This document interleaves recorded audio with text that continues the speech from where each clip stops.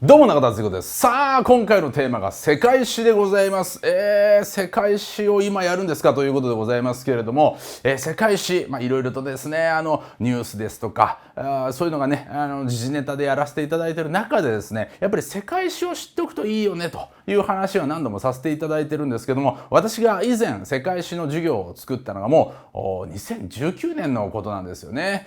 その後一部ですね2020年に撮り直したりしたんですけども、約4年ぐらい前にですね、もう本当に YouTube 大学始まった当初に作った動画が世界史の動画でした。それが私の人生を変えたんですよね。世界史って面白いと、もっと世界のことを知りたいと、そういうことから興味が湧いてですね、日本史もやりました、宗教もやりました、経済もやりました、金融もやりました、そしてニュースのことを最近やっていて、パレスチナですとかウクライナですとかそういったところにですね、やはり舞い戻ってきた時にですね、世界史をもう一度学び直したいと私の中から4年の歳月を経てもう一度気持ちが湧いてきたんですよね。そんな中でですね、今回皆さんにはそういった私の2019年の歴史とか知らないよという方にはですね、楽しんでいただける授業を作ろうと思っております。それは何かね、世界史をなんとたった8本の動画にまとめたいと思っております。本日は古代中世のヨーロッパ編と銘打っておりますけども、それ以外にも全て区切って8本でお届けしたいと思うんですね。構成としてはですね、古代中世を4ブロックに分けております。古代中世というのをですね、まずはヨーロッパ、その次に中東、そしてインド、さらには中国という4つのエリアで古代中世をやった後に、それが一つになる大航海時代というのを1ブロックやります。その後近代というものを欧米と中東、インド、中国の2つに分けます。欧米、アメリカ、ヨーロッパですね。中東、インド、中国ですね。これを近代でやりたいと思います。主には革命の時代、帝国主義の時代、そして世界大戦の時代ですよね。大航海時代で人は地球上のどこにでも行けるようになった。さらに産業革命であるとか市民革命によってですね、大きな力、資本主義の力、科学の力、そういうのが目覚めて、欧米が中東、インド、中国に影響力を強く及ぼし、2つの世界大戦に向かっていく。そしてそれが終わった後の現代、これがワンブロックになって、古代中世が4ブロック、大航海時代1ブロック、近代が2ブロック、そして現代が1ブロック、計8ブロックで8本の動画にして世界史をまるっとやってしまうというお話なんですね。世界史というと皆さん興味がない方も難しいなと思っている方もいらっしゃると思います。それなんでかというと、ひたすら年号と人名を覚えさせられると、興味のない年号、興味のない人名、これはもうどう覚えたって何が楽しいのかわからない暗記科目だと思っていらっしゃる方、のんのんと言いたいんですね。世界史というのは人類の試行錯誤、葛藤の物語であると。この物語にフィーチャーして大枠を知ることによって、学生さんであればその後に教科書や問題集をやると全部のストーリーが分かってから勉強に至れるので、とても勉強がやりやすくなります。逆に勉強関係ないよと大人の方々にはですね、もちろん物語を中心に見ることによって、ああそうなんだと、テストを受けるわけじゃないけれどもニュースが分かりやすくなったよという形でですね、実際の利益を感じることができると思います。なので学生の皆さんにも大人の皆さんにも必見の授業になると思います。この8ブロックの授業を見ることができれば、これから人類とは何なのか、我々は一体どこに向かっているのか、そしてニュースはどういう状況のことを今伝えているのか、それがまるっと分かるようになりますので、ぜひ最初から最後までご覧いただければと思います。それでは早速参りましょう。人類の歴史、そのヨーロッパ編と銘打ちましたけども、古代中世、その一個手前、人類の成り立ちからなんですよね。人類の成り立ちからちょっとつまんなそうですよね。でもギュッとまとめてパッといきますので、ぜひお聞きいただきたい。もともとは猿人、猿の人と言われるものが発見されたんですよね。人間なの猿なのっていうですね、間のような化石が出てきたわけですよね。何これ、猿人と呼ばれたんですね。猿の人、アウストラロピテクス、聞いたことありますよね。アウストラロピテクスというのはですね、南の猿という意味なんです。そう、なぜが南かというとアフリカです。アフリカで発見された、どうやら人間と猿の間になるようなそういった生命体はアフリカから地球上全国に散っていったんだということが明らかになっている。そのエンジンになる人たちはですね、少しずつ進化していった。エンジン、でも猿と違うの、何が違うの？もう打製石器を使ってる、道具を使ってるんですよ。道具を使う猿、それがエンジンなんですね。それは猿なのか人なのか、そこからエンジンが原人に進化しました。原人というのは、腹の人と書いてますね。原始人と書いて原人ですよね。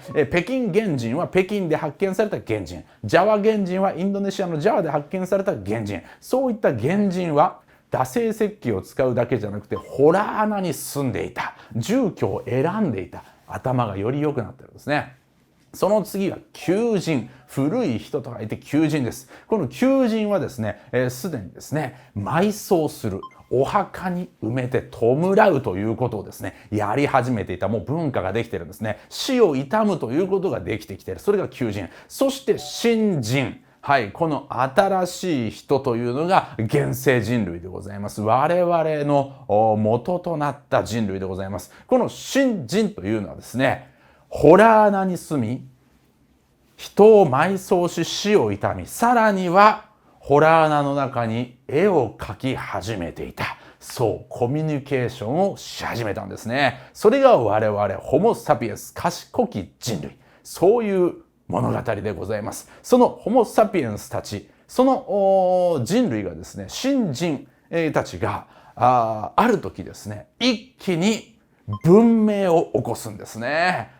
その文明が起きたエリアというのが実はなんとですね、四大文明なんて皆さん聞いたことありますよね。エジプト文明であるとかメソポタミア文明であるとかね、インダス文明、黄河文明なんて言ってですね、文明が花開いたところがある。そこ見てくださいね。エリアで言うとですね、中緯度帯、緯度が大体同じぐらいなんですよ。緯度が同じだと何が同じと、温度が同じなんですよね。実はこの頃ですね、新人が現れてしばらくしたところですね、気候変動がありまして、その頃から温度がぐぐっと上がって今と同じぐらいの温度になった。もちろん今ね、気候変動でさらに温度が上がってるなんて言われてますけれども、現代と同じような温度環境になったと言われてるんです。その温度環境になった前よりも温度が上がったことでですね、その中緯度帯はですね、少し乾燥したエリアになったというですね、もちろん冷えてるよりはですね、温度が上がった方がね、蒸発しやすいですから乾燥するんですよね。乾燥したエリアで、実はその文明が発達したエリアというのは農業にドンピシャで適しているわけではないエリアなんです。不思議ですよね。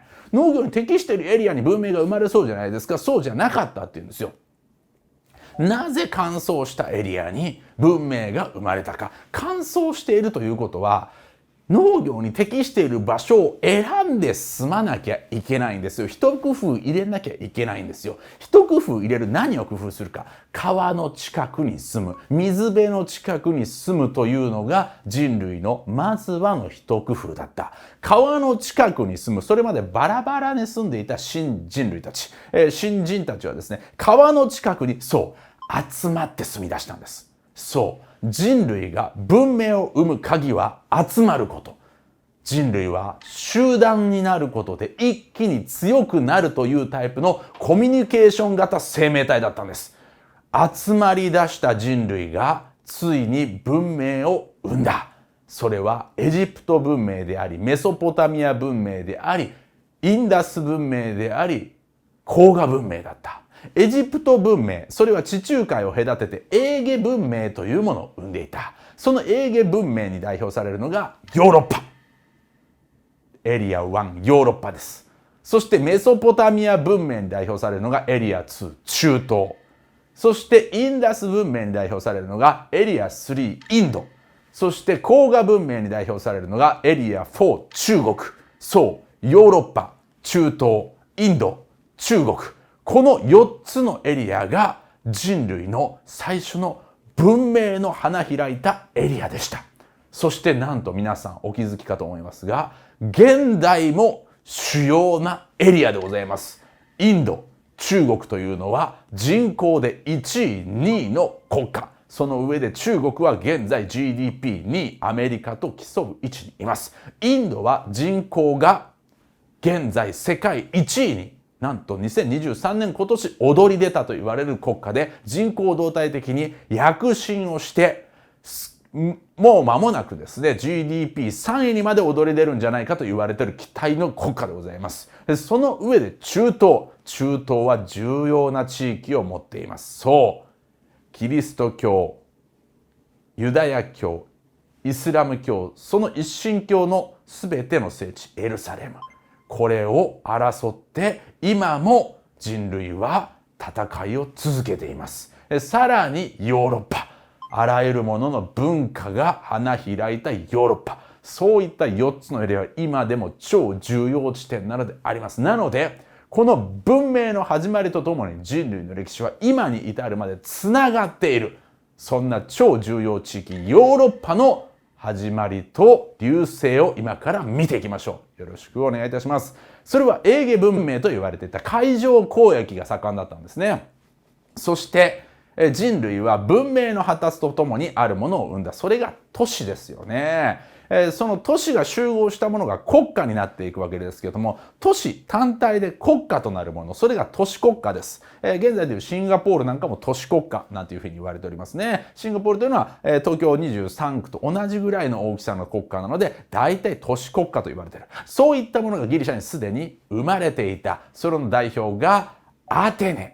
そうですよね。有名ですよね。アテネといった、そういった都市国家はギリシャにおける都市国家はポリスと呼ばれていたんですね。その都市国家侮れないんですよ。もうすでにですね、市民による直接民主制、投票して政治のやり方を決めようなんていう民主制なんていうのも生まれてたんですよね。はい、すごいことですよね。ギリシャ哲学があって哲学者が出たり、直接民主制が出たり。でもそれはとても紆余曲折を経てたらしいんですよ。直接民主制、これでいいのかな。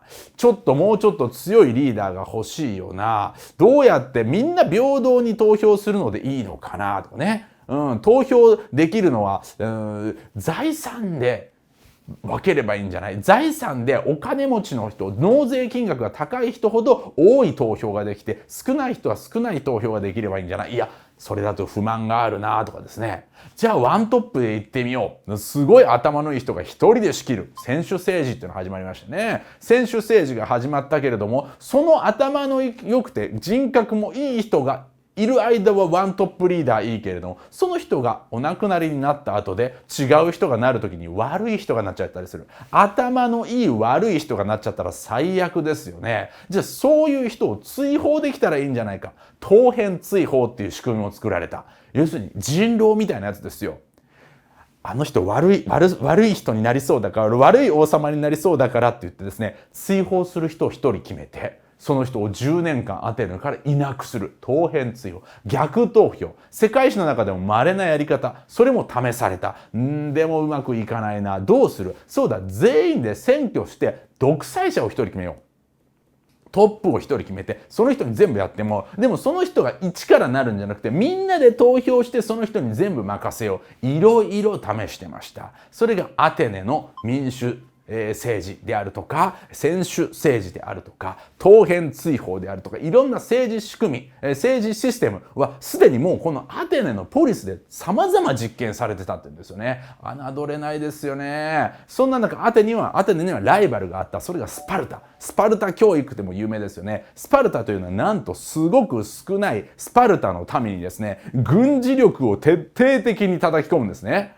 軍事選手で行けばいいじゃないかと言って、スパルタはどんどんその民を強くしてですね、軍事最優先ということで、それでどんどん他の民族をですね、植民地にしてですね、それで奴隷にして、その少ない市民で膨大な量の奴隷を管理するなんていうやり方やってたらしいですね。そういったアテネとかスパルタ、そういったものに対して外国からの敵なんかももうすでに来てた。それが中東からの敵なんですね。それがアケメネス朝ペルシャです。ペルシャ絨毯で有名なペルシャ。イランとかの方からですね、うわーってもう広大なですね、中東のエリアを支配したペルシャとかがギリシャに戦争しに来る。でも遠くから攻めてくる時にですね、だいぶ疲れちゃってる時があります。遠征ですから。なんとかアテネとスパルタでですね、そこをですね、追い返すことに成功した後に追い返したんだから、もライバルどっちが強いか決めようよと言ってアテネとスパルタでバチバチやっていた。そんな間にね、2つの国はですね、疲弊していったんですね。そこで漁夫の利ではないですけれども、第3の国がですね、一気に全てをまくっていく。それがマケドニアなんですね。マケドニアというのはその当時進んでいたギリシャのアテネやスパルタから来るとですね、異民族バルバロイ侮られてたんですよね。あいつらはまあ田舎者だからと言われてたわけですよ。ね。ところがマケドニアのフィリッポス2世という人間がですね、軍事革命イノベーションを起こすんですね。当時普通に戦ってるだけじゃなくて、待てよと。防御と攻撃かなり分ければ面白い戦いできるぞと言ってですね、とてつもなく防御にですね、特化したですね、重装歩兵っていうですね、もう鎧重々のですね、どんだけ刺してもですね、倒れないぞっていうですね、歩兵をですね、たくさん揃えて、2.5 倍ぐらいの長さの槍をですね、こうやって持ってですね、近づけさせないっていう、そういうやり方をやるんですね。そうやってなんとか重装歩兵で止めてる間に何をするか、騎馬隊でものすごく迂回してですね、相手の心臓部を一気につくっていう、そういうマケドニア戦法っていうのを作るんですよね。要するにイノベーションを起こすわけですよ。このフィリッポス2世のですね、作った作戦に最も適していた天才がフィリッポス2世から生まれます。それが名高きですね、アレクサンドロス大王です。このアレクサンドロス大王というのは、その大王という名前にですね、ふさわしからぬ作戦。なんと、後ろから指示するのではなく、そのですね、迂回して相手の心臓部を刺しに行く、先頭に立つというですね、恐ろしい作戦でですね、もう百戦錬磨、バッタバッタとやっつけていくんですよ。向こうわからないですね。なんかアレクサンドロスが来るらしいぞと。ね、やってやろうじゃないかと。あれがマケドニアの重装歩兵か。もうでもこいつらを突破したらその奥にアレクサンドロスが、ギャーアレクサンドロス。こういうことです。まさか向こうの王様が将棋でも見たことありませんよね。王がブワーッと迂回して相手の王を刺すなんてこと見たことがないわけですよ。それができてしまったのがアレクサンドロス。戦の天才だった。戦術の天才の父から生まれた戦の天才はなんともう破竹の勢いで勝っていきます。フィリッポス2世の段階ですでにアテネを下してですね、田舎者とバカにしてくれたなと言ってですね、逆襲していくわけですよね。アテネなんかギリシャを配下に収めるだけではないんです。地中海世界どころか、なんとペルシャの方まで行ってしまうんです。ペルシャまで潰してですね、なんとインドまで行くんですよ。アレクサンドロスは。ものすごい、もう百戦錬磨なんですね。天才アレクサンドロス東へ。そしてなんとインドまでたどり着いたんです。そして気づいたんです。遠くないって。だいぶ遠くまで来てないって。ありますね。ちょっと海が見たいななんて思ったら最後、降りたことない駅に来たみたいな。ありますよね。どこここみたいな。逗子ですかみたいな。逗子海岸っていうね。下田いろんなね、どこですか三浦海岸とかですね。東京からなんか南に向かったらどこにいるんですか私はっていう。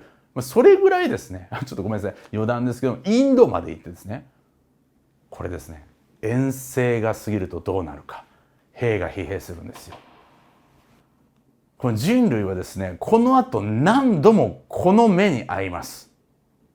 イノベーションを起こし、破竹の勢いで勝利をする。すると止まれなくなるんですね。そしてどんどん拡大した結果ですね、遠くの方まで戦争に行って、いよいよボロボロになってしまう。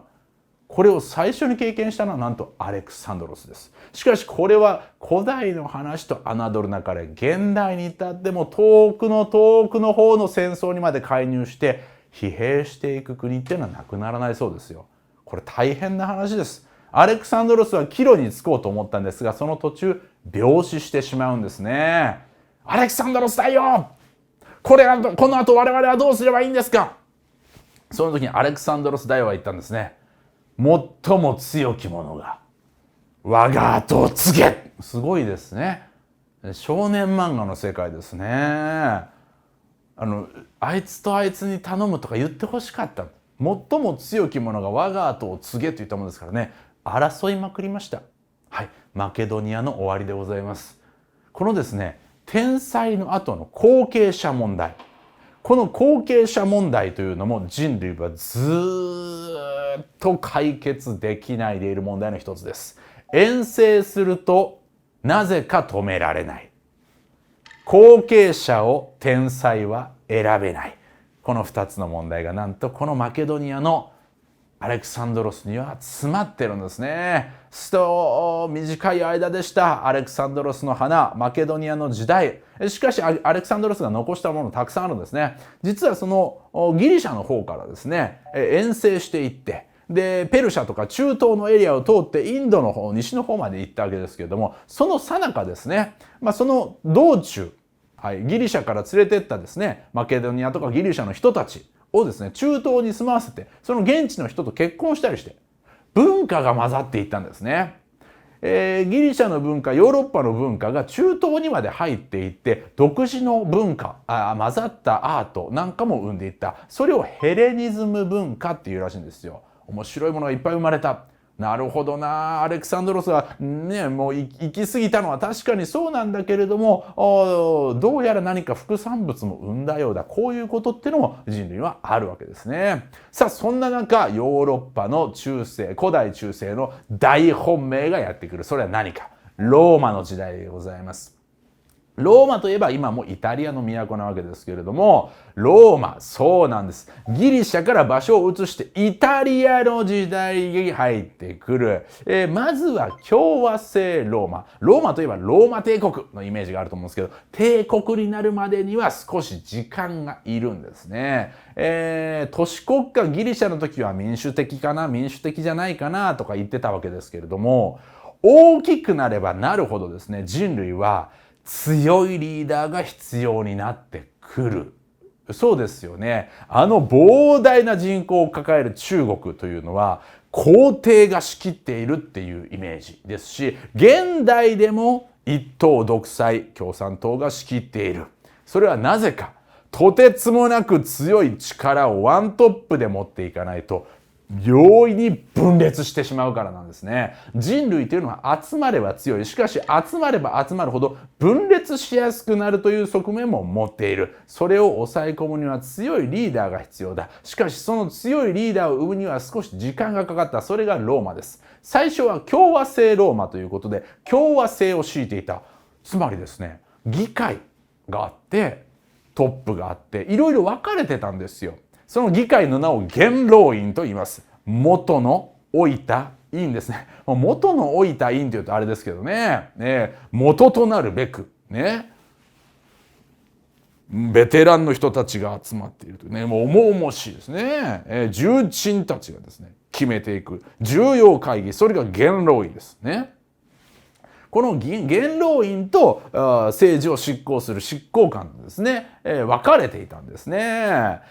ところがですね、その共和制ローマね、もともとライバルね、カルタゴっていうのがいまして、そのカルタゴのハンニバルとね、ローマのスキピオで戦って、ああだこうだね、戦いがありました。このハンニバルっていうのは面白くてね、ハンニバルっていうのはアフリカ大陸側のライバルなんですよ、カルタゴっていう国はね。ですがですね、カルタゴからですね、どうやって来たかというと、イベリア半島を回ってたスペインとかの方ですね。今の回ってですね、この後ろからローマをですね、象で攻めてくるっていうね、十何頭の象で攻めてくるっていうとんでもないやり方してギャーなんて言ってですね、もうどうすんのローマーって言ったらですね、でも後ろから来たってことはこっちのカルタゴがら空きじゃないって言ってですね、スキピオがですね、本体狙えって言ったらですね、本体やめてって言ってカルタゴのですね、ハンニバルがですね、戻ったらですね、戻ったところを待ち伏せよって言ってスキピオがやってギャーなんて言ってですね、そういう戦いがあってですね、その共和制ローマの最初の方とカルタゴとかってライバルとの戦いあるわけですけども、実はライバルとの戦いを制した後にぐっと拡大していくんですね。ところが拡大していこうとするとですね、強力なリーダーシップが必要になる。このまま共和制でいいのかな、それとももっと優秀なやつ、優秀な人間、少ない人間でぐっと簡単に決めた方が早いんじゃない。下等政治、少ない頭の政治と書きます。下等政治、リーダーを絞ってその人たちにパッと決めてもらうよ。俺たちは話し合いすぎるんだよ。やってですね、下等政治。三頭政治というのが始まったんですよ。スリートップで決めないか。その中の一人に現れたのがカエサルでございます。そう、ユリウス・シーザーとも言われますね。このカエサル、もうこのですね、先ほど出てきましたアレキサンドロス大王ですとかですね、こういったカエサルなんていうのはですね、もう世界史上の英雄たちでございます。ヒーローですよね。カエサルっていうのはですね、その三頭政治の時は実はさほど有力候補ではなかったんです。もっと有力な候補がいたんですよ。ね、その有力な候補はもうすでに何度も戦争に勝っている凱旋将軍、カエサルはまだ知名度が最近上がってきた人気者に過ぎなかった。しかしカエサルは非常にうまくメディア戦術を使ったんですね。それは何か。戦に自分が行った時のですね、レポートをどんどん送っていた。言ってみれば今のブログとかメルマガみたいなもんですね。本国ローマにですね、今私はこんな風に戦って頑張っている。こんな風に戦って頑張っているというですね、毎回送り込むんです。そして送り込んで、それに勝ったぞって言って帰ってきた時に、そのレポート全てをまとめて一冊の本にした。メルマガ、ブログ、待望の書籍化。それがガリア戦記でございます。そのガリアというところを戦って勝ってきたんだ、うわーというのをですね、みんな連載もので読んだ後で書籍で読んでガーン人気が上がっていきました。インフルエンサーだったわけですね。このカエサルはしかも演説がうまい。短い言葉でですね、ぐっと捉える名言を作っちゃうっていうわけなんですよ。名言吐きなんですね。このカエサルは人気がぐーっと上がってきて、その三頭政治の一番有力候補とバチバチになります。もうガリアから帰ってきた私はお前なんかに負けないぞ。なんだ若造のインフルエンサーとなるわけですよね。この若造のインフルエンサーが気に入らない有力候補は元老院を味方につけます。元老院とライバル VS カエサルでございます。このカエサルがまたモテるんですね。エジプトの女王クレオパトラなんていうね、カエサルの方についてはね、もう美女ですね。美女とですね、美女をはべらせてですね、インフルエンサーです。イケイケのインフルエンサーですね。それと元老院と組んでる古豪の将軍でございます。元老院を攻めるぞ。ね、元老院も黙らせない。敵に回すぞ。ルビコン川を渡るときに言うわけですね、カエサルが。サイは投げられた。来ました名言でございます。サイは投げられた。動物のサイを違います。サイコロですよね。サイコロはもう振られているんだ。ゲームの始まりだ。もう後には戻れないぞ。そういう話ですね。かっこいいですね。バン、サイは投げられた。行くぞ。ルビコン川を渡って、そしてなんとその目的通りにライバルを蹴落として、このカエサルがワントップに躍り出るんですね。そして独裁官というですね、立場、自分一人で仕切れるよと、三頭から独裁だよという立場になった上で、それを死ぬまでやります終身独裁官になりますと言ったところで裏切られるんですね。そうなんです。独裁者が現れていいのか、カエサルに全てを仕切らせていいのか、元の共和制の方が良かったんじゃないのかという人たちが結託して独裁者を作るな、一人のワントップの強いリーダーを作るな、カエサルにさせるなということで裏切られてやられてしまうんですね、カエサルがね。その裏切られる時にもまた名言を言う。それが自分の本当に可愛がっていた自分の味方ブルータス、このブルータスにも裏切られた時に彼は言うわけですよね。ブルータス、お前もか。こういうことですね。サイは投げられたからブルータス、お前もかまでですね、非常に様になる男カエサル。しかしそのカエサルはローマ皇帝になることなく死んでいったわけですよね。天下直前で裏切られたなんて言うとですね、言ったら日本の織田信長にもちょっと近いものがありますよね。もうちょっとで光秀。なぜだと。本能寺の変。そういった感じでございます。そういったですね、この人に天下を取らせていいのか。そういった胸のざわつきが部下や身内からの裏切りを生むなんてことも古今東西あり得ることなんだということをカエサルが示している。しかし皮肉なのがこのカエサルの養子ですね。養子のオクタウィアヌス。彼がなんと初めてのローマ皇帝に就任するというんですね。このオクタビアヌス、どういうふうにローマ皇帝になったのか、ここがポイントでございます。オクタビアヌスはカエサルを見ていたんですね。じーっと。ね。なるほどと。人は独裁者が出るのが怖いんだな。でもトップの強いリーダーは欲しいんだな。そう思ったオクタビアヌスはですね、私はあくまでも市民の代表です。元老院の皆さんも顔を立てます。ということで、根回ししていったんですよね。もちろんライバルはいました。カエサルの養子オクタビアヌスなの？それともカエサルの部下なの？これは後継者争い問題です。来ましたね。どっちが行くんだ？このカエサルの部下の方についてあるのがクレオパトラ。たくましいですね。カエサルが死んでうわーなんて泣いて泣き晴らすもう暇もなくですね、部下につくと言ったわけですよね。部下は部下でクレオパトラは美しい。ねえ。溺れていくわけですよね。この部下、しかしなかなか評判があまり良くなくてですね、オクタビアヌスには勝てませんでした。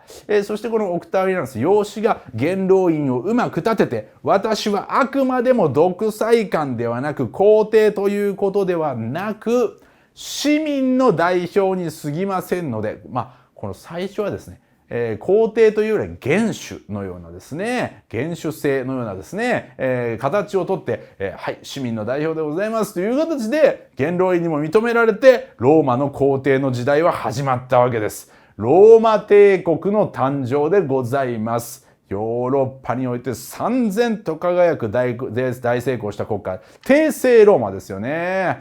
この時代にですね、いわゆる中世ヨーロッパのですね、イメージというものが形作られていく。それはローマ帝国というものと、もう一つそれがキリスト教でございます。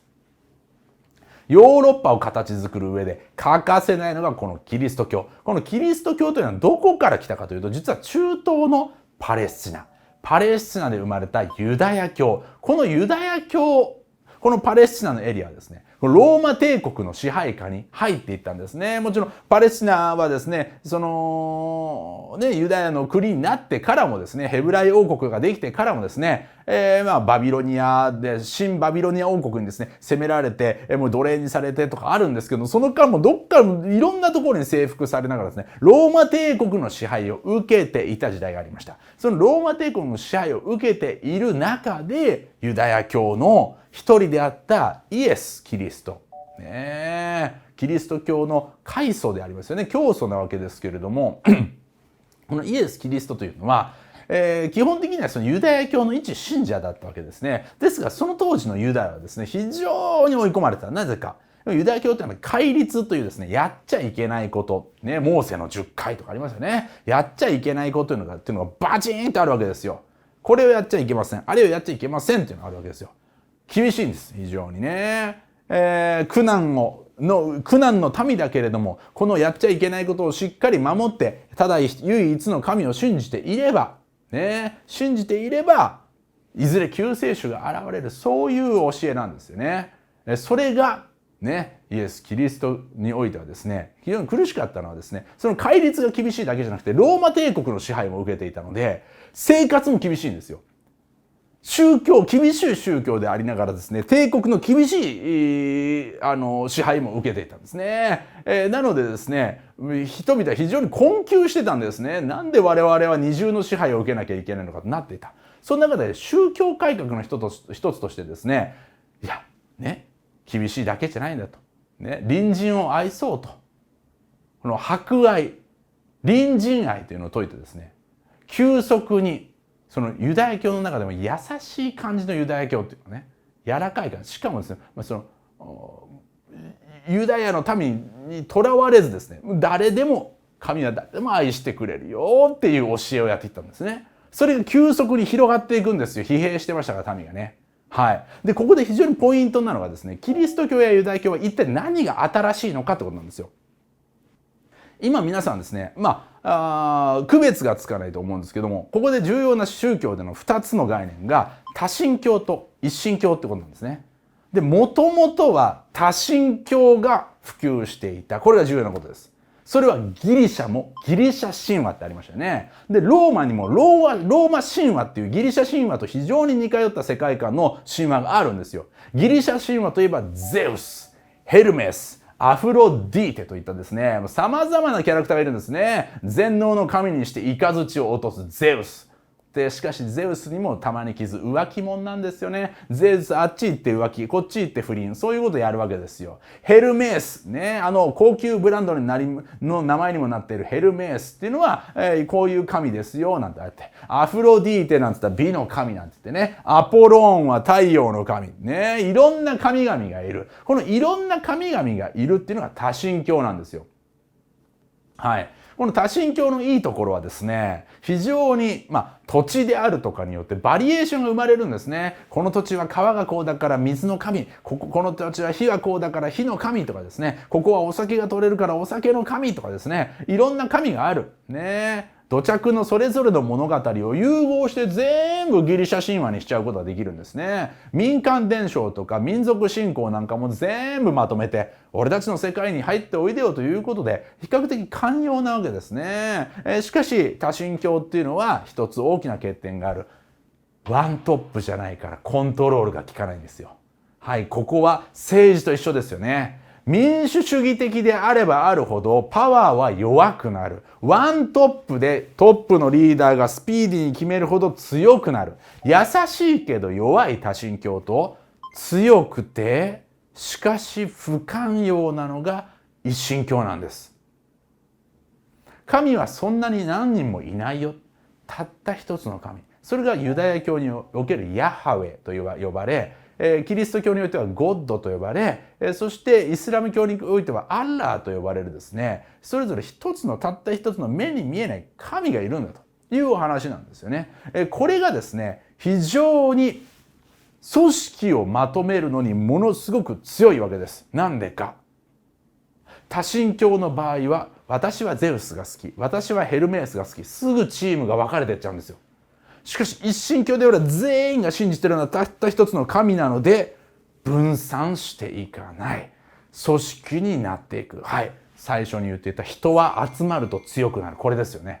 政治システムと宗教システムどちらにおいても今ワントップっていうのがキーワードになってきている。そんなワントップの帝国であるローマ帝国において一神教というですね宗教のワントップのシステムが開発された。それがキリスト教であった。そしてそれは後に政治のワントップと宗教のワントップはぶつかり合うことにもなっていく。しかしこの時はまだですね、イエス・キリストはあくまでもユダヤ教の一異端の信者だったわけです。キリスト教というのはキリストがですね、イエス・キリストが生きている間に広まった宗教ではないんですよね。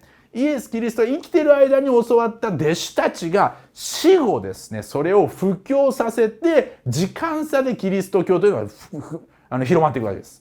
なのでキリスト教が力を持つのはそのしばらく後でございます。イエスは、その皇帝のローマ皇帝の第2代皇帝のあたりの時の実在の人物だったとも言われながらもその証拠はなくですね、伝説の部分も多分多いんじゃないかといろいろ言われている。なのでここのですねイエスがどういう人だったのかというのはもう証拠が出てきたらもう人類的発見になると言われてもいいようなものらしいんですね。ですがここには残っていると。その上で、はい、ローマ帝国は第12代から16代で最盛期を迎えます。そう、五検定時代でございます。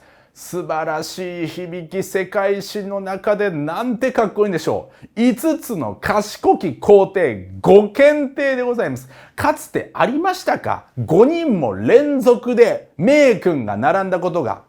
江戸幕府をご覧ください。他の政府をご覧ください。5人連続で名君が来てるんですよ。このローマ帝国は。そりゃ栄えますよ。ねえ。初代五検定という言い方おかしいですけどね。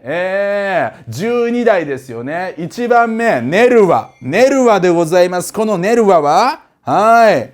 時代にトラヤヌスを選んだということを非常に評価されています。はい。その13代、2番目の2検定目がですね、トラヤヌスです。このトラヤヌスが、この5検定の中でもトップの業績を誇ります。このナンバー2番、ニケンテ・トラヤヌスはですね、最大の面積を、領土を取った。このですね、言ったらマケドニアのアレクサンドロスもそうですし、後のカール大帝なんてもそうですけども、最大の領土を取った時の皇帝ほどですね、やっぱ評価は高いんですね。トラヤヌスでございます。攻めのトラヤヌスという意味を持つ最大領土、あのローマ皇帝をして最大の領土を誇った2検定トラヤヌス、そして3検定目、守りのハドリアヌスでございます。ハドリアヌスが来ました。守りのハドリアヌスは、万里の長城ほどではないけれども、守り、異民族からの攻めに、広大な領土ですから、防御を立てようということで、長い城壁を作りました。守りのハドリアヌス来ました。3検定目来た。4検定目が、特に業績はないけれども、ないことが平和でした。4検定目です。お名前はご自身でお調べください。4検定目はむしろもう逆に覚えると大変です。そして5検定目。5検定目はですね、鉄人皇帝と言われる哲学者。ストア派というですね、ストイックな哲学ですね、自分を深くですね反省する、この哲学者であり皇帝という鉄人皇帝というあだ名を持つ。なんというあだ名でしょう、鉄人皇帝。その名前も長い。マルクス・アウレリウス・アントニヌス。もう長すぎて逆に覚えたいという部類ですね。4検定中途半端に長いのでもう覚えなくてもいいでしょう。しかもアントニヌスなんです。この人も被ってるんです。5検定目と4検定目、名前がせめて譲ってほしい、そういう気持ちがあります。そんな中で鉄人皇帝、はい、この鉄人皇帝で、検定は途絶えてしまうんですね。それがもうドラマでございます。さあ1人目、ネルヴァでございます。俺は指名したぜのネルヴァ、そして攻めのトラヤヌス、守りのハドリアヌス、何もなかった4人目、そして鉄人皇帝マルクス・アウレリウス・アントニウス。この5検定の時代に全てが花開きました。この5検定がやりたくて今日の動画を作ったんでしょうか。イエス、その通りなんですよね。この5検定、面白いのがですね、5代続いていく中で自分の子供に譲ったのがただ一人いるんですよ。誰か。5人目です。マルクス・アウレリウス・アントニヌス。彼は自省録という自分を反省する文章をたくさん残し、哲学者だったということで有名なんですが、一つだけミスをして、それは後継者選びをミスったことです。ここで非常に面白いのがですね、天才は世襲でミスるんですね。ですが5検定全部うまくいってた時は世襲でなく能力で見て選んだ。その時はうまくいっていったと。ここら辺も非常にドラマじゃないですかね。面白い。さあ5検定、何に悩まされたか。領土が広くなりすぎたんです。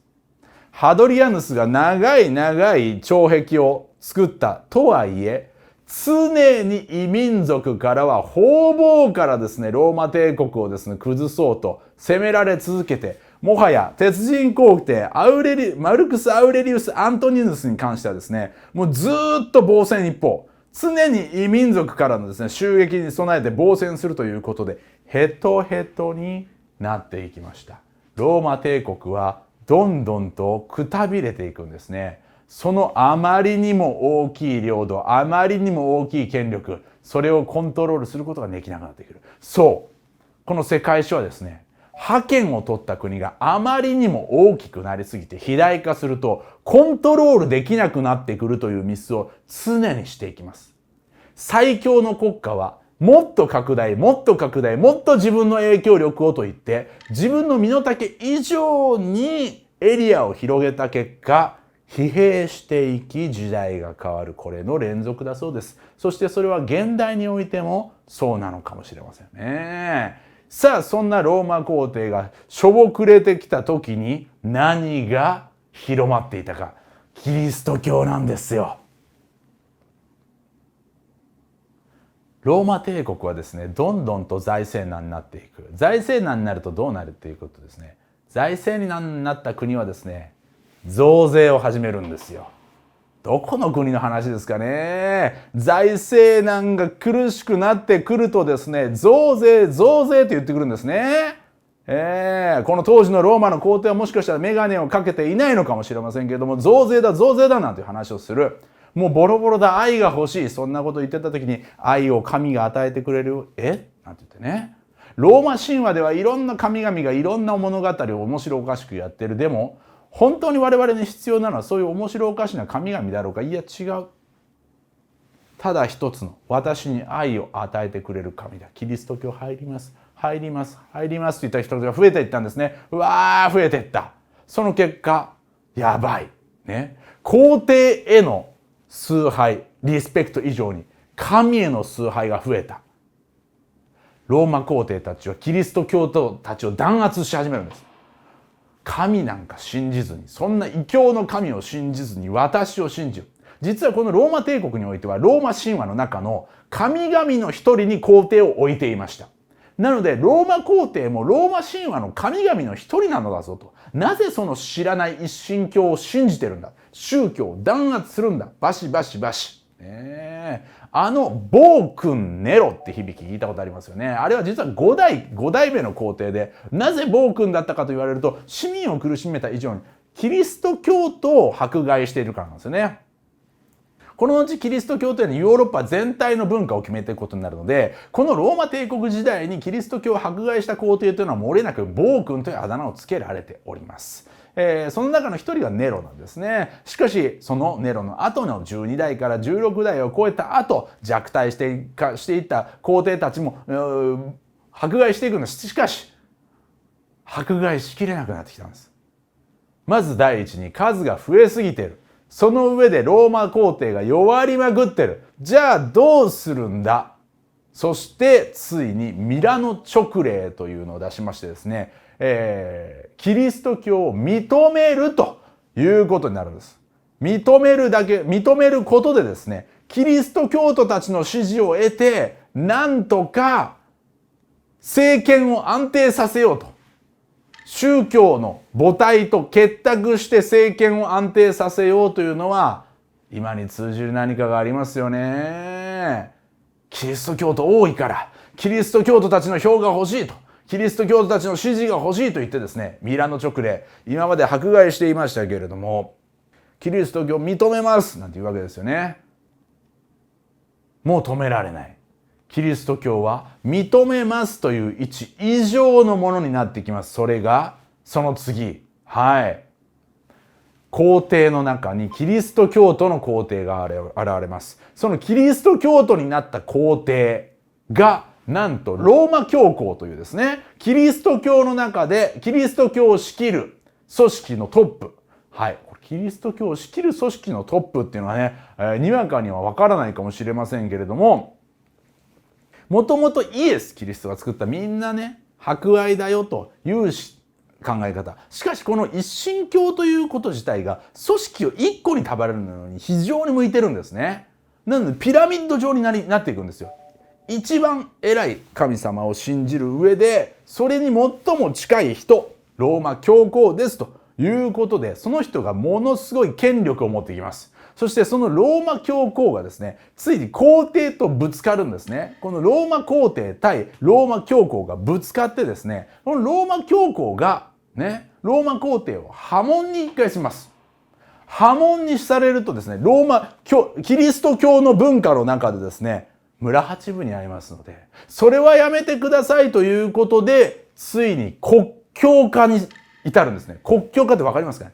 国の宗教として正式に認める。なんと数代前まで迫害してたキリスト教を国のベースの宗教、もう国の宗教にしていこうと。そこまで行くんですね。そして国教化しますといった皇帝はですね、自分の息子に皇位をあげるっていう時にですね、それをもう2人の息子どっちにどうあげるか、もう分け方はもう2つに分けよう。ケーキじゃないんですよ。半分こしたらええやんってありますけどもね。僕のお兄ちゃんの僕の半分こしましょう。ローマ帝国半分こしましょう。半分こする。東ローマ帝国と西ローマ帝国に半分こになった。これもひとえにはローマ帝国の弱体化があるんですね。そう、最後にはキリスト教に完全に主導権を奪われて真っ二つに割れる。それがローマ帝国、あの燦然と輝く中世の花の終わりだったわけでございます。はい、ここからはキリスト教の時代がやってくるんです。なんとキリスト教の時代、それはですね、なんと諸国の皇帝よりもローマ教皇が最も発言力があるという時代になるんですよ。そんなことあるんですね。東ローマ帝国、西ローマ帝国。東ローマのはですね、方はビザンツ帝国という名前になりました。西ローマ帝国はどうなったかというと、その後にですね、なんとゲルマン民族大移動がやってきます。なんか聞いたことありますね。ゲルマン民族大移動って何ですか？急にゲルマン民族なんで移動してきたんですか？ねえ、ゲルマン民族移動しよう。みんなで移動しよう。ね。ゲルマン民族はゲルマン民族でですね、理由があったんです。後ろからフン族が来てたんです。ちょっとごめんなさいと。じゃあフン族が来た理由はって言うんですけど、それは私も分かりませんでした。フン族が移動してきた。そのね、もっと東の方からフン族が移動してきたことによって、ゲルマン民族がですね、踊り出てきたんですね。ゲルマン民族うわーって来たもんですから、その混乱に乗じて西ローマ帝国が滅びました。そんな簡単に滅びないでって私たち思いますけれども、大変だったらしいんですよ。ね。でビザンツ帝国はというと、そのゲルマン民族大移動のですね、わーという流れからちょっと離れたところにありましたので、なんとビザンツ帝国はですね、なんと1000年持ちます。いや持ちすぎじゃない？いいです。長持ちしたねの中で江戸300年持ったよねなんて私たち言ってますけどね、これからの江戸幕府すごいよね、日本書が300年持ったもんねなんて言ったら、皆さんぜひ言ってくださいね。ビザンツをご存知って。ビザンツご存知って。はい、なんてね。サウザンド。1000年持ってはりまんねんと言ってくださいね。ビザンツ1000年持ってるよって。なんで？ゲルマン民族大移動直撃しませんでした。そういうことです。直撃した西ローマ帝国はですね、滅びまして、ゲルマン民族がその辺りに国を作ります。はい、イタリアの上の方、非常に豊かな穀倉地帯、そこにフランク王国というのを作るんですね。ゲルマン民族が作ったフランク王国。はい、ここに後の国の種が含まれてますよ。ゲルマンが作ったフランクでございます。ゲルマンといえばジャーマン、そうドイツ。フランク、フランス。そうなんです。このフランク王国というのはドイツとフランスを含んでいる国なんです。その後の主役となるヨーロッパの大国のリーダーとして名高いのはカール大帝でございます。来ました。何がすごいって、皆さん、カール大帝は大きい帝なんです。はい、アレクサンドロスは大きい王でしたよね。実はこのなんとか王っていうのとなんとか大王では世界史上格が違います。なんとか大帝となんとか皇帝だったら大帝の方が偉いんです。偉いとみんなが認めているんです。アレクサンドロス大王もとんでもない領地を得たから大王なんです。カール大帝はというと、その後のフランス、ドイツのですね、の元となる国の大帝だからです。カール大帝を侮らないでください。知名度で言うとナポレオンですとか、そういうところでカエサルとかに劣るんじゃないかという皆さん、カール大帝を侮らないでください。カール大帝はトランプのキングのモデルなんです。すごい。それはすごい。もちろんカール大帝だけが全キングではないんですよ。実はトランプのキングとかね、の中ではですね、その4大英雄っていうのが作られてですね、他にもダビデ、ね、ヘブライ王国ユダヤ教で最強の王様ダビデですとか、カエサルなんかもですね、キングのデザインになっているぞと。その中の一人がカール対です。トランプのキングといえばもう本当に4枚しかない。ハート、スペード、そしてクラブ、ダイヤでございます。この4大皇帝の中の一人がカール大帝ですから、覚えておいてください。ゲルマンのジャーマン。フランクがフランス。で、カール大帝はドイツもフランスも俺たちの王様だって後に言い出します。だからドイツ語読みで言うとカール大帝なんですけども、フランス語で言うとシャルルマーニュらしいです。シャルルマーニュ。カール。全然響きが違います。我々が昔食べていたお菓子、カールおじさんのカールというのは、あれはもしかしたらフランス人からするとシャルルマーニュだったのかもしれないですね。それにつけてもおやつはシャルルマーニュという状態だったのかもしれないわけですよ。美味しいですね。これがシャルルマーニュおじさんだよと。全然雰囲気が違います。ですがそれぐらいドイツとフランスにおいて重要な大帝、それがカール大帝なんですね。このカール大帝というのは不思議なのはですね、要するにゲルマンの民族のフランク王国ですよ。異民族だったわけですよ。はい。なぜそこに根付けたのか。そこにローマ教皇がいるからなんですね。ローマ教皇ももともとの西ローマ帝国の方がなくなったもんですから、スポンサーがいなくなったんですよ。ローマ教皇っていうのは精神的権威ですけど、実力を持ってないわけですよ。武力を持ってないんですよ。だから武力の後ろ盾は欲しいんですよ。スポンサー欲しいなぁと。武力の後ろ盾欲しいな、カール大帝なんて言ってですね、ウィンウィンになったんです。ローマ教皇はカール大帝をですね、認めようなんて言ってね、言う代わりに、守ってねなんて言うわけですね。で、カール大帝は、ローマ教皇に認められましたけどって言ったらですね、非常に言いやすいわけですよ。よそ者が来たと言われないで済むんですよ。そういうウィンウィンの関係。ローマ教皇というのは大きい影響力を持ってますね。そんな中でローマ教皇の大きい影響力、これをですね、しっかりと見せることになる時代がやってきます。それはこのフランク王国がさらに分裂した時ですね。分裂多くない？そうなんですよね。ローマ帝国が半分に分かれて、片方がビザンツ、千年ビザンツになりました。はい、もう一回置いときましょう。1000年持ってるくらいだから。もう置いときましょう、一回ね。その上で西ローマがゲルマンによって潰されました。そのフランク王国ができました。そのフランクが分裂して、ドイツ、フランス、イタリアに分かれます。フランク王国がドイツ、フランス、イタリアに分かれます。分かれすぎじゃない？半分に割ったものを3分に割る、3分の1に割るって避けるチーズじゃないんだよっていう、こうやった後こうやるんですかっていう、でも避けるチーズ状態なんですよ。ローマ帝国を2つに割って片方ビザンツに置いといて、その1つがフランクになったねと、もう交換されてるんですけどね、もうゲルマンが来たことで交換されてるんですけど、これフランクになったね、このフランクでもカール大帝がいなくなっちゃったからどうしよう、3つに分けよう、ドイツ、フランス、イタリアってことです。その上でまたローマ教皇が言うんですね。次誰を認めようかなと。お墨付き与えて守ってもらう。誰にしようかな。ドイツくんと。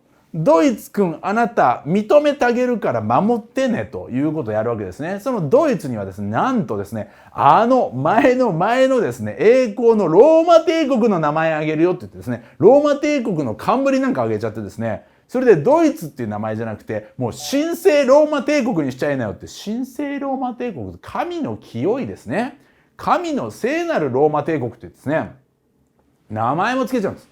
はい。神聖ローマ帝国皇帝っていうのができるわけですね。だから認めてあげるよ。でも規模はちょっと小さくなってますけどね。そんな中で神聖ローマ皇帝とローマ教皇はどっちが偉いの問題がまたぶつかります。はい。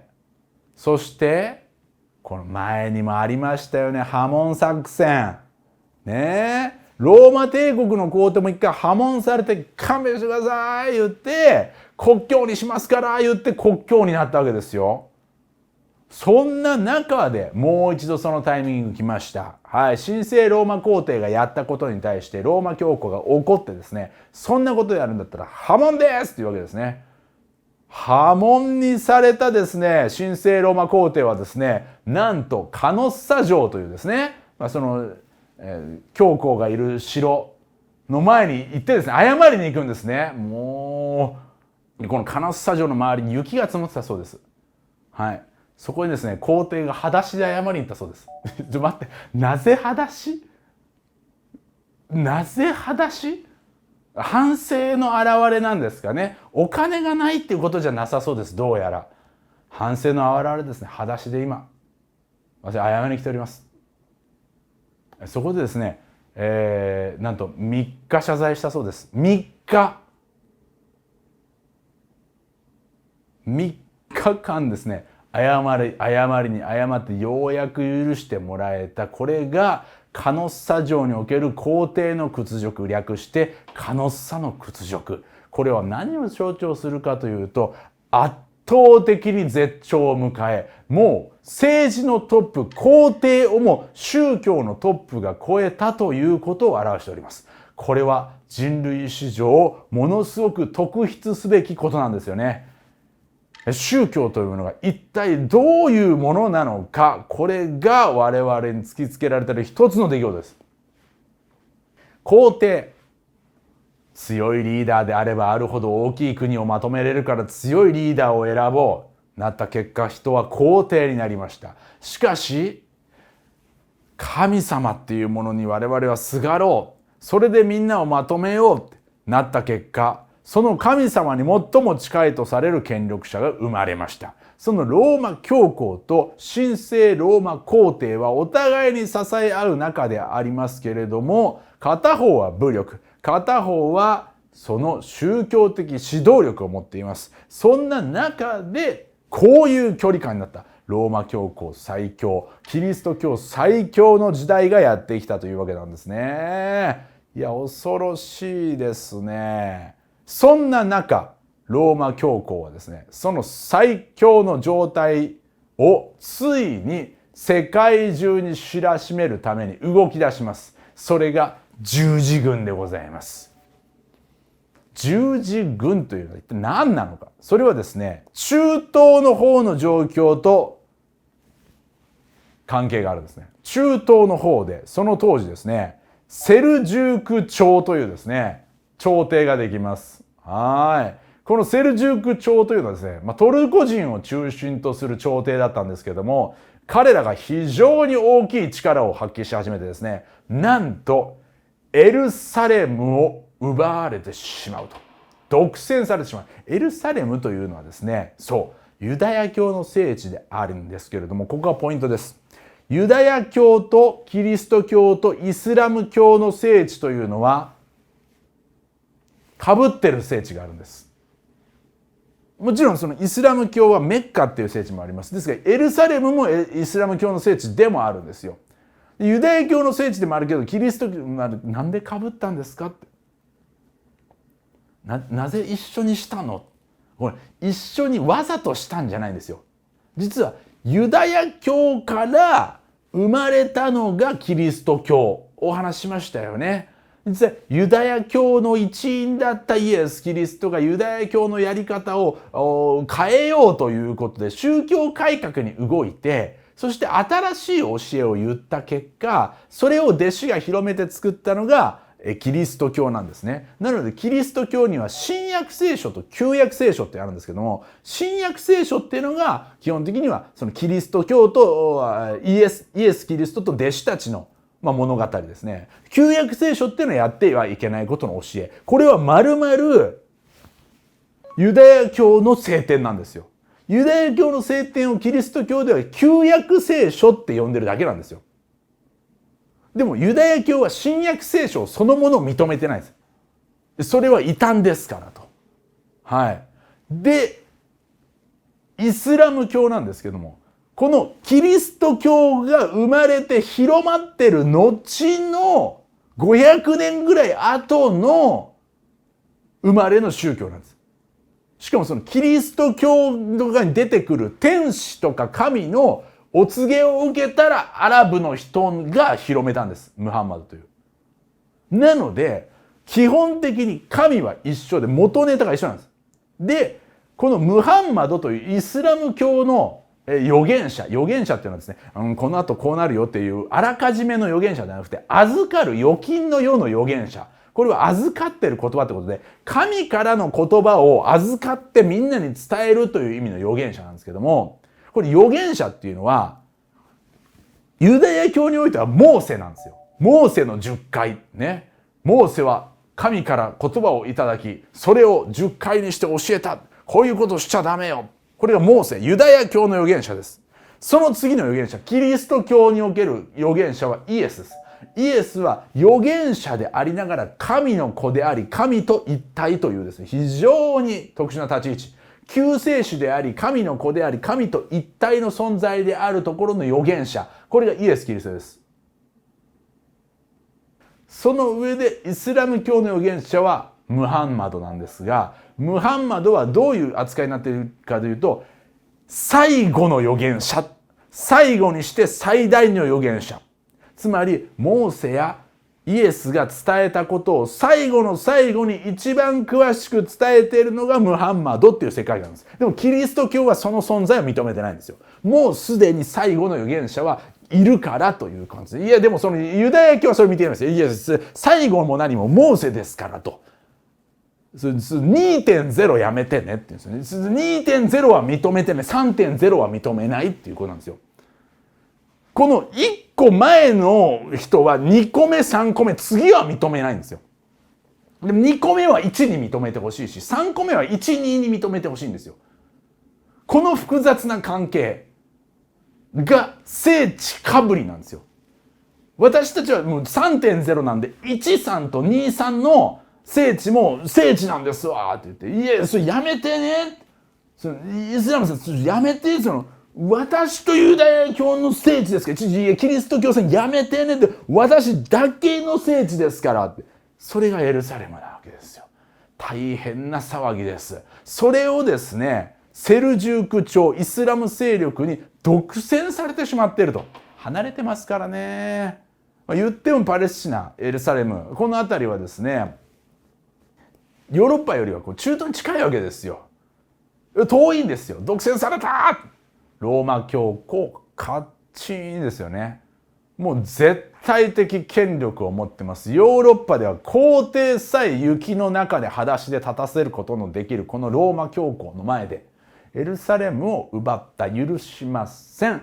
はい、皇帝の皆さん集合っていうわけですよね。そこでもイギリスのね王様もフランスの王様も神聖ローマ帝国の王様も、はいなんすかなんすか、ね、集まってきてエルサレム奪われてますというわけですよね。行ってきなさいって言ってですね、わかりましたって言ってですね、みんなで取り戻しに行く。これが十字軍です。エルサレムをイスラム教から取り戻せ。遠いけれど頑張ろう。これが十字軍だったわけですよ。でうわー行くんですけどね、1回目はそれはね、なんで十字軍来たびっくりしますから、奇襲攻撃ですから、1回目こそ奪われるんです。奪えるんですよ。奪回したぞー言うて。それも奪回したから、じゃあもうあとは見守って、守っとけよ。よし帰ろう。帰ったら奪われるんですよ。遠いんで。なんせ遠いんで、もう一回帰ったら取り返されちゃうんですよ。一緒に。帰ってきたけど、戻ってきたことで取り戻されとるやないか君たち。どうしたや皇帝軍たち。何しとんの王様と皇帝集まってもらって行って帰ってきても行った時は取り戻したけど帰ってきた時もあれしてどういうことなんだ君たちは。もう一回で来いと計 6,7 回行きます。1回目は奇襲攻撃で取ったんですけど2回目からまた十字軍来たぞなってですね、2回目も3回目もやるとたまるかな言ってもう大騒ぎして、あいつらよう見たらヘトヘトやぞと。これですね、遠征はヘトヘトになる。これはアレクサンドロスの時に我々は知ったはずです。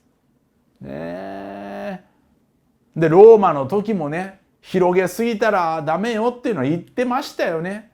でもやっぱり人類はですね、勝ち続けるとどこまでも勝てると思うんです。大失敗してしまうんですね。十字軍は大失敗ね。特にもうね、その向こうのイスラム勢力の中でもサラディンっていうね英雄が現れてですね、ものすごい強い上にめちゃくちゃジェントルマンっていうね、すごいやつが現れるんですよ。ね、うちのイギリスのリチャード一世っていうね、獅子神王というですね異名を持つ王様がいる。獅子神王って何ですか？獅多くないですか？漢字でやると分かります。獅子ってのはライオンです。神っていうのは心です。ライオンハートです。スマップ世代ありがとうございます。ライオンハートだったんですね。リチャード一世なんですよ。ね。ライオンハートキングリチャード一世はですね、もう強いんですけど、もう戦バカと言っても過言ではないというか、とにかく戦うの好きなんですよ。なんと10年間の任期で6ヶ月ほどしかイギリスにいなかった。ひたすら戦ってた。ライオンハートにも程があるだろうというね。そのライオンハートキングなんですけども、イギリスのですね、そのライオンハートキングはですね、そのイスラム兵をですね、捕虜に取ったですね、それを返してほしかったら身代金をよこせって要求してですね、それが返されない場合、そのね捕虜をですね、その処刑してしまうっていうことをやってたんですけども、サラディンはそんなことしなかったんですね。キリスト教徒を捕まえてもですね、ちょっとこっそりこうお金渡して実家帰れって言って実家返すっていう。それで十字軍側からも真の英雄はサラディンですって言われるぐらいのやつがいてもかなわないっつってですね、みんなで帰ってきた。十字軍ダメもう遠いし。そうなると不満がたまるのがローマ教皇への不満ですよね。あれなんて、これ神に守られた戦いだっつって絶対勝つって言って何回も挙げてますけど、1勝3敗1分け2ノーカウントだったそうです。2ノーカウントって言うと何だったの、戦にならなかったとかいろいろあったみたいですけどね。1勝3敗1分け2ノーカウントってこれ神のご加護ですかって、どうなってるんですか？はい、十字軍によって疲弊したんです。遠征によって疲弊するのキリスト教バージョンなんですよ。本当覚えましょうね、我々ね。遠征危ないって、遠いとこまで戦いに行ったらとにかく危ないよって思いますよ。疲れるよってね。ローマ教皇のですね権威がだいぶ落ちてきた時に象徴となる事件が起きます。それがみんな大好きアナーニ事件なんですよね。はい。ローマ教皇はですね、その時もまだ全然力があると思ってるんですけど、はい、フランスにくせ者の皇帝が王が現れるんですね。それがフィリップ4世です。来ました。先ほどの王様は獅子神王ライオンハートキングでしたよね。フィリップ4世にもものすごい名前がついています。それが淡麗王です。淡麗王というのはどういうことか。淡麗というのは容姿端麗。そう。イケメンキングです。ハンサムキングがやってきました。来ましたね。ハードルが上げられております。どうもー、ライオンハートキングです。戦っております。もう10年中6ヶ月しかね、国に戻らなかったぐらい戦ってるんですけども、そしてこの隣にいるのが、どうもー、淡麗王ですっていう。イケメンです。淡麗王フィリップ4世。この淡麗王フィリップ4世ですね、ローマ教皇が破門を言うわけですね。出雲の調子で。はい、皇帝君、破門ね。はい、これで雪の中裸足で謝りに来てください。破門、破門、破門っていうわけですよね。はい。それに対してフィリップが言うんですね。はい。で、ゴーって言ってですね、兵を使わしてですね、なんと教皇を捕まえるんですね。ギャー、どういうことって投獄するんですね。牢にぶち込んどけってギャー、俺教皇だぞ、教皇いうわけですよね。どうなって破門だって言ってんじゃんということでですね、もう大騒ぎになるわけですね。うるさいなー、パカーンパチンってですね、それ教皇はですね、方法の手でですね、味方の貴族にですね頼んでですね逃がしてもらうんですけど、その経験があまりにも悔しかったからですかね、噴死したというふうに言われて、噴死って何ですか？憤慨する、怒りですね。で死ぬっていう。正確には分からないんですけど、世界史上しっかりと書かれるのが、アナーニ事件によりローマ教皇は噴死したってね。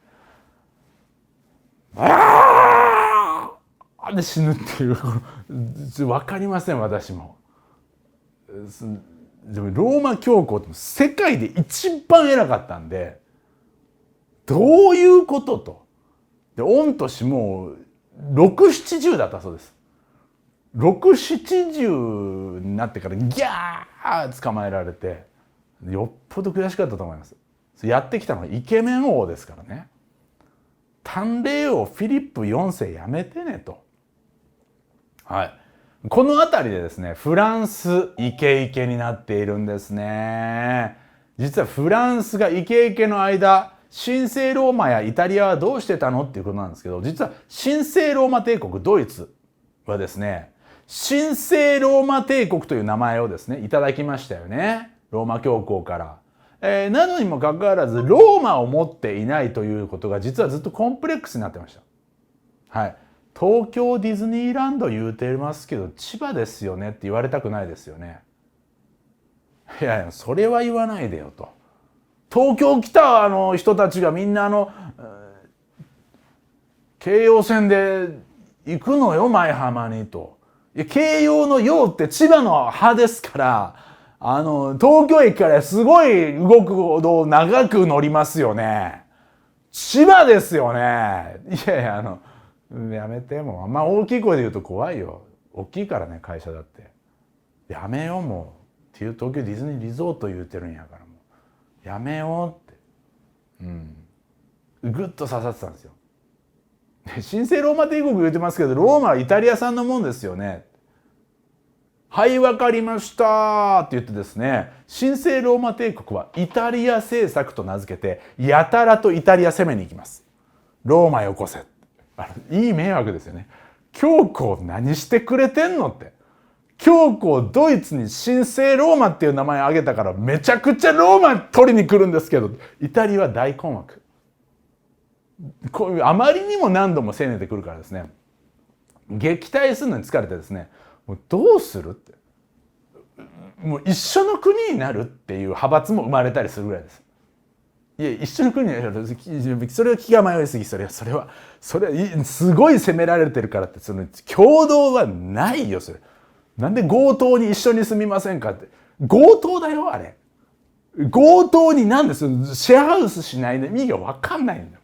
強盗にいっぱい来るからもうシェアハウスしようって、もうどういうテラスハウスなのそれ。始まらないでしょ何も物語。強盗やからね彼っていう話なんですよね。大変です。そんなことやってたんで、正直神聖ローマとイタリア疲弊していきます。はい。戦争すると国は疲弊する。これも真理なんですね。その結果イギリスとフランスが強くなっていくんですよね。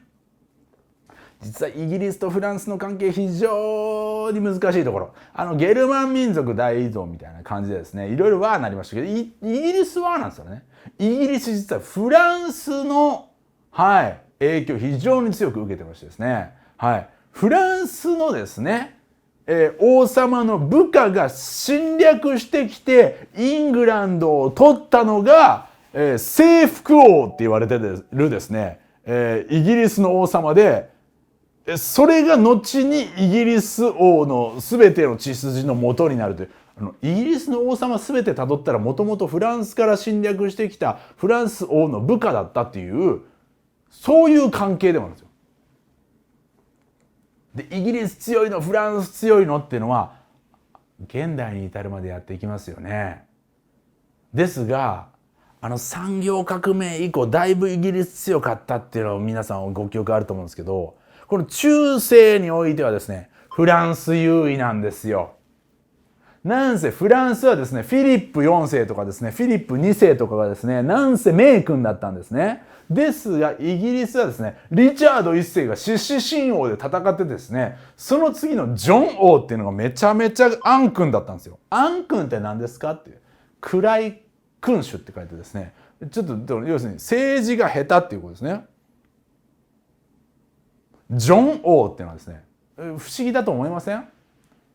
フィリップ2世とかフィリップ4世とか言ってますよね。はい。リチャード1世って言ってるんですよ。ジョン1世とかジョン2世じゃないですか？ジョン失敗しすぎて誰も後にジョン使いたがらなくなっちゃったんで、もうジョンはジョンらしいです。そんなことある。1世、2世が出たら1世なのねと。そういうルールなんやと。なんか血筋引くとかじゃなくて、あの名君の名前欲しいねっていう、その落語家さんみたいなことなのっていう、その何代目のなんかそういう桂なんとかとか、そういう名跡を継ぐ歌舞伎役者さんみたいな、その團十郎みたいなやつなのっていうね。でもあの人の後継ぎたくないんですけどの結果、1世も2世もないから、ジョンはジョン王っていうんですけどね。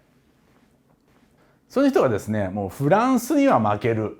フランスに負けて領地ですね、奪われるとかね。フランスの中にイギリスの領地持ってたんですけど、それも奪われてですね、教皇からも破門されてですね、領地奪われて、教皇からも破門されてですね、国民慌てて重税化したら国民にも嫌われるっていうですね、もうどうしようもない状況になった結果ですね、貴族たちにですね、マグナカルタ突きつけられるっていう。マグナカルタって何ですかっていう。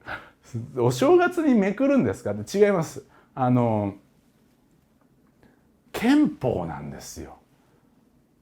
憲法ってですね、刑法とか商法とか民法とかありますよね。ああいう法律の一種の憲法でしょ、日本国憲法ってやつでしょみたいなね、思うかもしれないけど、憲法と他の法律は全く種類が違います。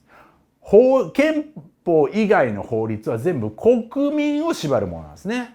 国民にあれしちゃダメよ、これしちゃダメよっていうことですよね。電車の中で唾吐いちゃダメよとかね、歯の人ぶん殴ったらダメよとかね、こういうことですよね。盗んだらダメよとかね。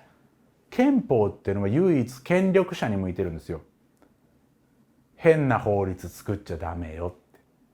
はい。それの大元になるのがマグナカルタ、イギリスでの王様のアン君が生まれたことによって、アン君を何とかしなきゃと言って憲法の概念が生まれたんです。すごいですね。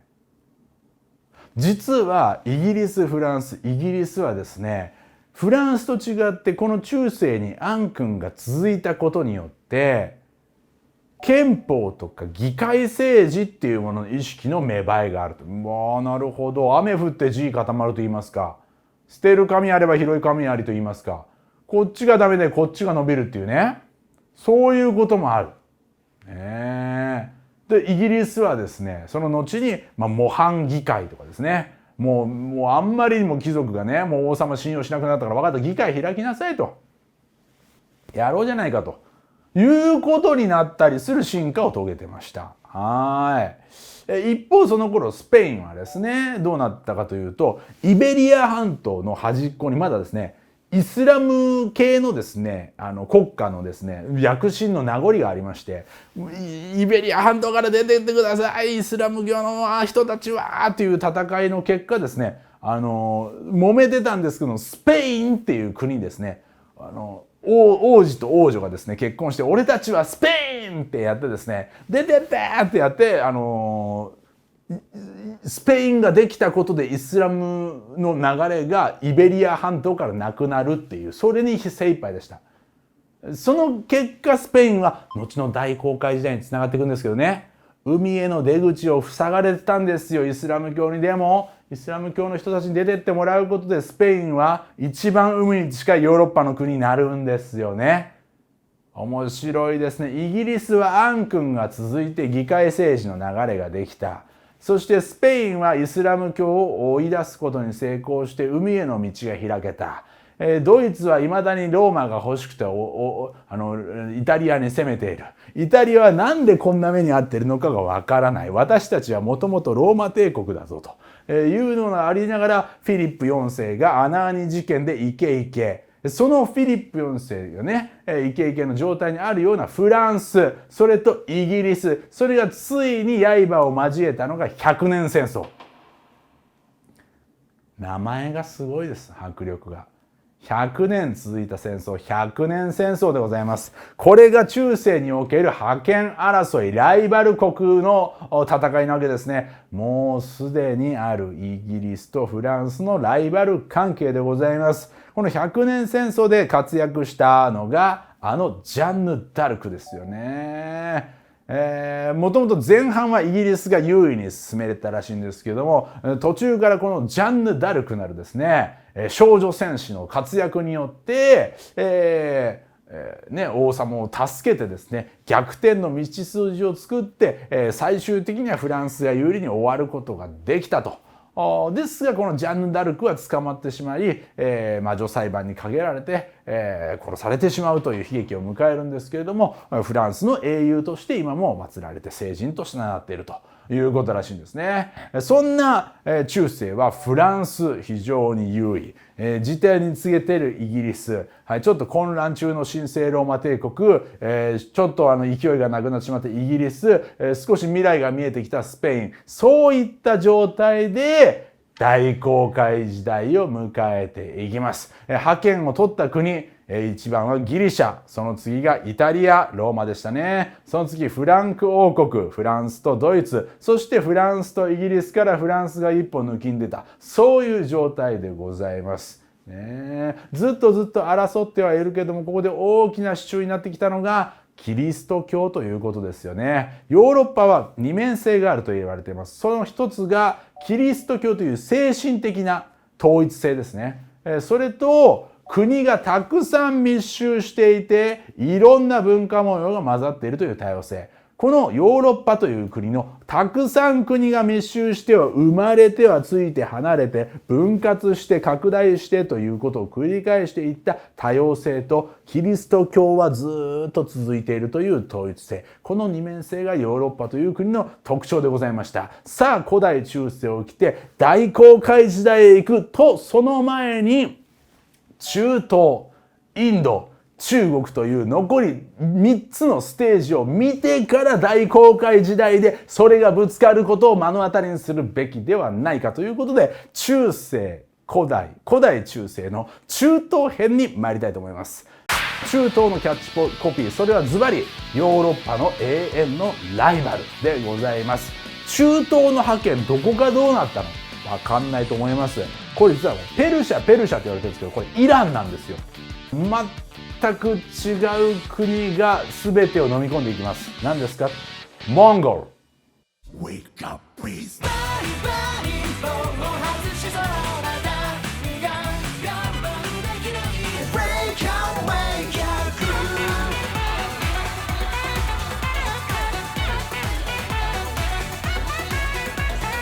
12月31日、レディオフィッシュが大阪に帰ってくる。チケットは絶賛発売中。詳細は概要欄のリンクから。プログレスのお知らせです。プログレスとは学びを実践するコミュニティです。自分の強みがわからない方、強みを伸ばしたい方、強みで活躍したい方、どの段階の方も適切なメンターに出会うことができ、学びを実践するチャンスがあります。それがイノベーションコミュニティプログレスです。中田敦彦の生配信、授業を深掘りした感想や社会情勢の分析をほぼ毎日視聴可能。要約記事やアーカイブも充実しています。メンバーとの交流、オフ会やメンターとの出会いが日々誕生。グループ活動も盛んで AI や NFT などの最新のテーマについても遊ぶように学べます。たくさんのメンバーとの出会いと学びを安心して楽しんでいただくために、ディスコードや独自 SNS を使った治安維持にも力を入れています。独自イベント、中田敦彦が企画、メンバーが出演参加するイベントを定期的に開催。興味のあるものを選んで参加できます。メンバー同士のお仕事を促進するエージェントサービスも運用中。いかがですか？もっと知りたいという方は概要欄のリンクからプログレスのページへどうぞ。チャット GPT を生かしたガイド係もお待ちしています。人は何者にでもなれる。いつからでも。月額980円で人生の扉を開きましょう。